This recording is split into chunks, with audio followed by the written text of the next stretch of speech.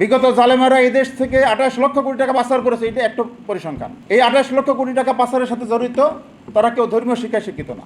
ধর্মীয় শিক্ষা ব্যতীত মানুষ সৎ হতে পারে না, কারণ একটি উপন্যাস পড়ে মানুষ কখনো সৎ হয় না। যে ধর্মেরই হোক, ধর্মীয় শিক্ষায় থেকে তার সততা এবং অন্যান্য যে সমস্ত মানবিক গুণ সেগুলো অর্জিত হয়। সেটি আমরা যদি নিশ্চিত করতে না পারি, আমাদের এই জাতীয় অধঃপতন আরও যাবে। বিগত সরকার এই দেশকে ইসলামাইজ করার জন্য এই সমস্ত ষড়যন্ত্রের ভিতর দিয়ে এগিয়েছে এবং এই কাজগুলো তারা চতুরতার সাথে করেছে।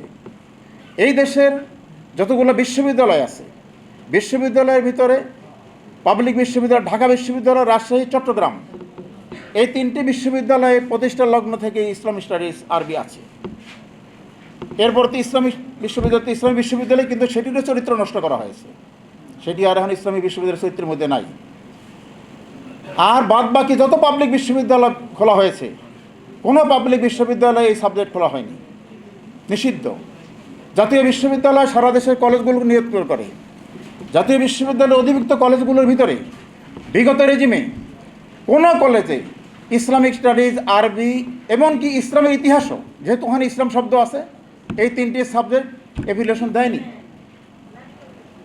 দেয়নি। তাদের বক্তব্য ছিল যে না, এইসব সাবজেক্ট খোলা যাবে না, পরিষ্কার কথা। তার ফলাফল কি আপনারা জানেন? বিভিন্ন পরিসংখ্যান আসছে। বিগত জালেমারা এই দেশ থেকে 28 লক্ষ কোটি টাকা পাচার করেছে, এটা একটা পরিসংখ্যান। এই 28 লক্ষ কোটি টাকা পাচারের সাথে জড়িত তারা কেউ ধর্মীয় শিক্ষায় শিক্ষিত না, কারণ তাদের ভিতরে মানবতা নাই। তারা দানব। তারা এই দেশকে শাসন করেছে, শোষণ করেছে, চুরি করেছে, পালিয়েছে।